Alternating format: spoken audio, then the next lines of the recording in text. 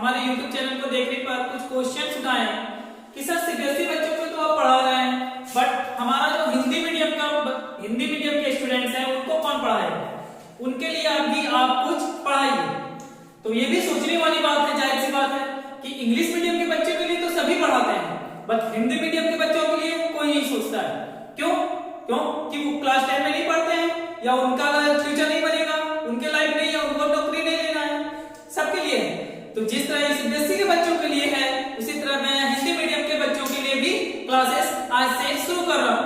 तो आज मैं जैक बोर्ड हिंदी मीडियम के क्लास 10 का मैथ्स का, हिंदी मीडियम का क्लास 10 का मैथ्स का एनसीईआरटी का एक चैप्टर स्टार्ट करने जा रहा हूं जिसका नाम है ट्राइगोनोमेट्री। ट्राइगोनोमेट्री होता क्या है? ट्राइगोनोमेट्री होता है कि वो गणित की एक ऐसी शाखा जिसमें हम समकोण त्रिभुज के भुजाओं और कोणों के बीच के संबंध को पढ़ते हैं, स्टडी करते हैं। त्रिकोणमिति देखने में ही लग रहा है कि ये किससे मिलकर बना है, तो यहाँ पे त्रिकोणमिति 3 शब्दों से मिलकर बना है, त्रिकोण और मिति 3 शब्दों से मिलकर बना है। सबसे पहले त्रि का मतलब होता है 3, कोण का मतलब होता है कोण, ठीक है। त्रिकोण मिति का मतलब हुआ माप, मिति का मतलब हो गया माप। इन 3 शब्दों को मिला करके त्रिकोणमिति बना हुआ है, इन 3 शब्दों को मिला करके त्रिकोणमिति बना है। त्रिकोणमिति, तो आपके मन में क्वेश्चन होगा त्रिकोणमिति तो हम लोग पढ़ रहे हैं, जान रहे हैं कि समकोण त्रिभुज में उसके कोणों और भुजाओं के बीच के संबंध को स्थापित किया जाता है, पढ़ा जाता है। त्रिकोणमिति 3 शब्दों से मिलकर बना होता है। तो जनरली त्रिकोणमिति का हम लोग यूज कहां करते हैं? त्रिकोणमिति मैथ्स और फिजिक्स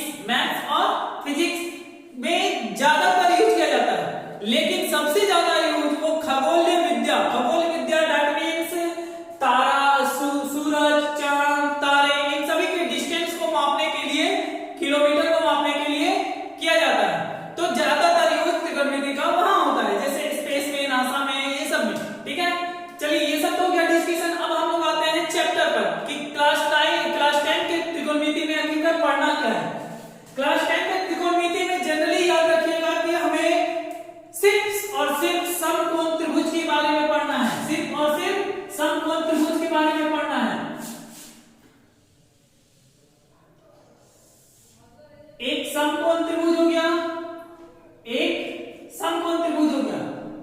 ए, बी और सी, ये हो गया 90 डिग्री।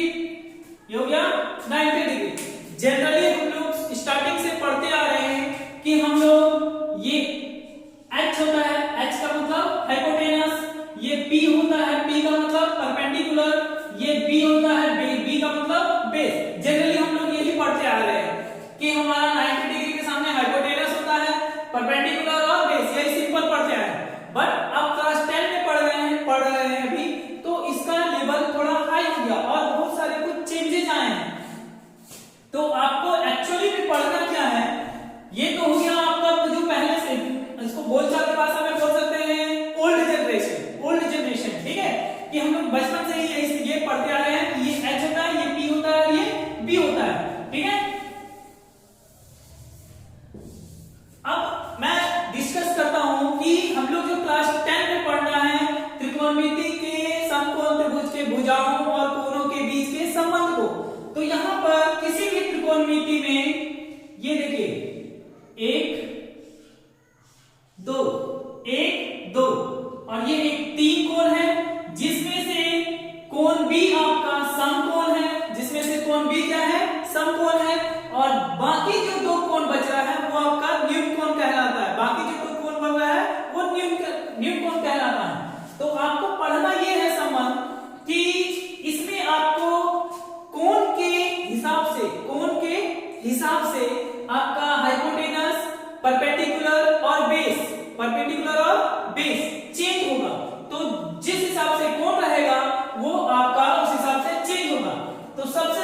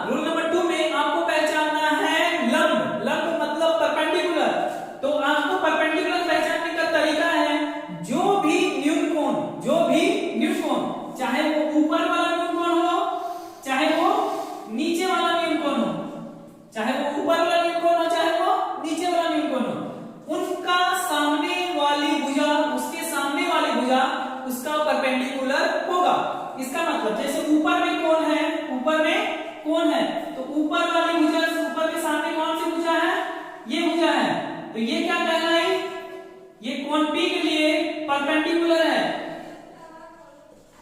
परपेंडिकुलर है, ऊपर वाले कोण के लिए ये क्या है, परपेंडिकुलर। अगर आपका डिटेल्स में लिख देते हैं कि एंगल P के लिए परपेंडिकुलर कौन हो जाएगा, QR।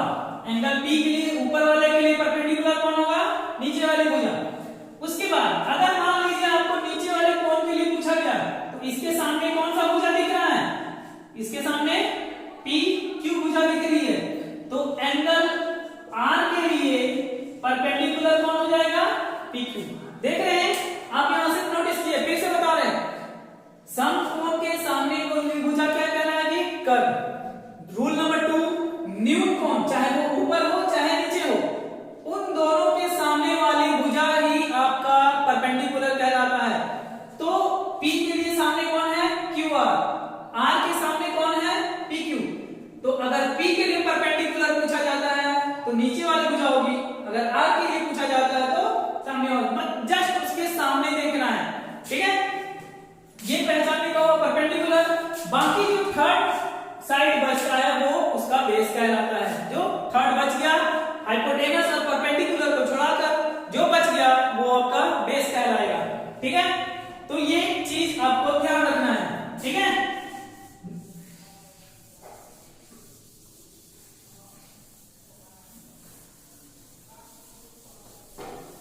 अब चलिए कुछ किताब में जाने से पहले मैं कुछ एक्स्ट्रा सर्कुलर एक्टिविटी में आपको ये समझाने की कोशिश करता हूं कि आपको ये समझना कैसे है। सपोज मान लीजिए आपका A, B और C, एंगल B है आपका 90 डिग्री, ठीक है। इसमें इसको बताने से पहले आपको एक चीज जानना जरूरी है, इसको बताने से पहले एक चीज जानना बहुत जरूरी है जो कि है बहुत इंपॉर्टेंट। त्रिकोणमिति में 6 ट्राइगोनोमेट्रिक रेशियो होता है, मतलब 6 सर्वसमीकाएं होती हैं। तो सबसे पहला है आपका साइन थीटा। साइन थीटा का फॉर्मूला होता है P/H। P/H इसको बोलते हैं लंब बटा कर्ण, लंब बटा कर्ण। दूसरा cos थीटा, cos थीटा का होता है B/H, आधार बटा कर्ण। तीसरा tan थीटा, tan थीटा का होता है P/B, दैट मीन्स लंब बटा आधार। Fourth number cot theta equal to B/P, that means आधार बटा लंब। पांचवा sec थीटा, sec थीटा का होता है H/B, दैट मीन्स कर्ण बटा आधार। छठा cosec थीटा H/P, कर्ण बटा लंब, कर्ण बटा लंब। अब देखिए साइन थीटा का फॉर्मूला हो गया P/H, लंब बटा कर्ण। cos थीटा का हो गया B/H, आधार बटा कर्ण। tan थीटा का हो गया P/B, लंब बटा आधार। cot थीटा का B/P, आधार बाई लंब। sec थीटा का H/B, कर्ण बटा आधार। cosec का H/P, कर्ण बटा लंब। आप इसे नोट करना चाहें तो नोट कर सकते हैं। ये 6 फॉर्मूला पूरा ट्राइगोनोमेट्री चैप्टर में आपका बहुत ही इंपॉर्टेंट है, सो इसे आप नोट कर लीजिए क्योंकि ये आपका बहुत ही इंपॉर्टेंट है, जो हर क्वेश्चन के फॉर्मूला में आपको ये यूज होगा। बहुत सारे ऐसे बच्चे हैं जिनको ये डायरेक्ट याद नहीं होता है, तो उसके लिए भी मैं आपको एक शॉर्ट तरीका, ट्रिक मैं बताता हूं जिसकी वजह से आप इसे आसानी से याद कर सकते हैं। नोट हो गया है? अब इसे देखिए,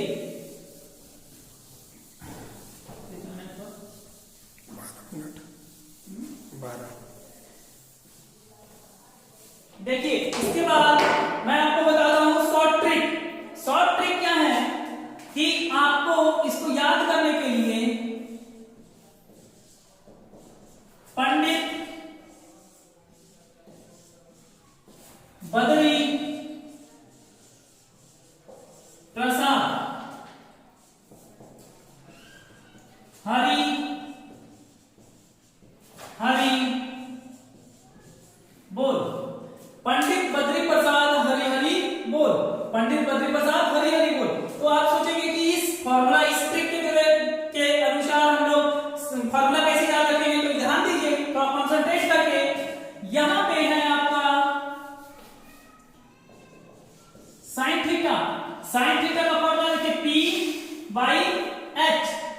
साइन थीटा के लिए क्या हो गया P बाई H। फिर क्या है आपका cos थीटा। cos थीटा के लिए B by H। cos theta के लिए B बाई H। फिर आपका tan थीटा। tan थीटा के लिए P by B। sin theta के लिए P by H। cos theta के लिए B by H। tan theta के लिए P बाई B। उसके बाद आ जाइए आप cot थीटा में। cot थीटा के लिए देखिए B by P। B by P। sec theta. sec theta के लिए H by B। sec theta के लिए H बाई B। देखिए cosec theta H by P। cosec theta का क्या होगा H बाई P। ये हो गया शॉर्ट ट्रिक। पंडित बद्री प्रसाद हरि हरि बोल। sin थीटा के लिए P by H। cos theta के लिए B by H। tan theta के लिए P by B। cot theta के लिए B by B। sec theta के लिए H by B। cosec theta के लिए H बाई P। इस फॉर्मूला से आप इसका सारा फॉर्मूला याद कर सकते हैं। आप इसे नोट कर लीजिए। हो गया। तो अब आते हैं हम लोग कि ये फॉर्मूला हो गया, सब हो गया। तो हम लोग अब आते हैं, मैं आपको जो बोल रहा था कि आपको एक्सरसाइज स्टार्ट करने से पहले आपको एक एक्स्ट्रा सर्कुलर एक्टिविटी एक्सपेरिमेंट करके शो कर देता हूं कि कैसे हम लोग हाइपोटेनस पहचानना है, कैसे हम लोग परपेंडिकुलर पहचानना है, कैसे हम लोग बेस पहचानेंगे।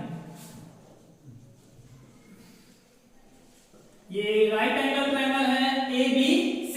ये राइट एंगल ट्रायंगल है ABC, जिसमें हम लोग जान रहे हैं कि हाइपोटेनस क्या है। ये हम लोग जान रहे हैं कि ये हाइपोटेनस है। सपोज इसका कुछ वैल्यू दे देते हैं 15 या फिर ओनली 15 दे देते हैं, ये 17 दे देते हैं और ये 8 दे देते हैं। सॉरी, यहां हो गया 17, यहां हो गया 15। ये वैल्यू मैंने दे दिया। अब आपको फाइंड करना है, सपोज मान लीजिए आपको साइन A का वैल्यू फाइंड करना है या फिर cos C का वैल्यू फाइंड करना है, ठीक है, या फिर आपको tan A का वैल्यू फाइंड करना है, ठीक है। तो मैंने आपको पहले ही बताया था कि हम लोग कोण के हिसाब से सॉल्व करेंगे। जिस हिसाब से कोण रहेगा उस हिसाब से हम इसे सॉल्व करेंगे। तो देखिए सबसे पहले यहां देखिए क्या लिखा हुआ है साइन थीटा का फॉर्मूला क्या होता है। साइन थीटा का फॉर्मूला होता है P by H। Sine theta का फॉर्मूला P बाई H। अब यहां देखिए, अब हम लोग नोटिस करेंगे कि हमारा एंगल कौन सा है। एंगल हमारा A है। कौन सा एंगल है A। तो A कहां पर है, ऊपर। A के लिए एंगल A के लिए क्या पता करना है, क्या है परपेंडिकुलर। P मतलब परपेंडिकुलर। तो ऊपर वाले एंगल के लिए परपेंडिकुलर कैसे पहचाना जाता है, हाँ, कि आपको उस एंगल के सामने देखना है। तो उस एंगल के सामने आपको क्या दिख रहा है, उसका नाम है BC। क्या दिख रहा है उस एंगल के सामने, BC।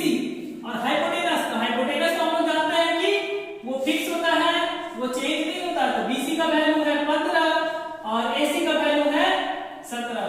तो ये उसका का वैल्यू हम लोग फाइंड करेंगे जो न्यूमेरिकल्स में आपको यूज होगा। cos C, cos का formula B by H। Angle कौन सा है, एंगल है हमारा C। देखिए एंगल है हमारा C, एंगल है हमारा C। तो एंगल C के लिए क्या पता करना है, बेस। बेस पता करने के लिए मैंने बताया था कि हाइपोटेनस पता होना चाहिए और परपेंडिकुलर पता होना चाहिए।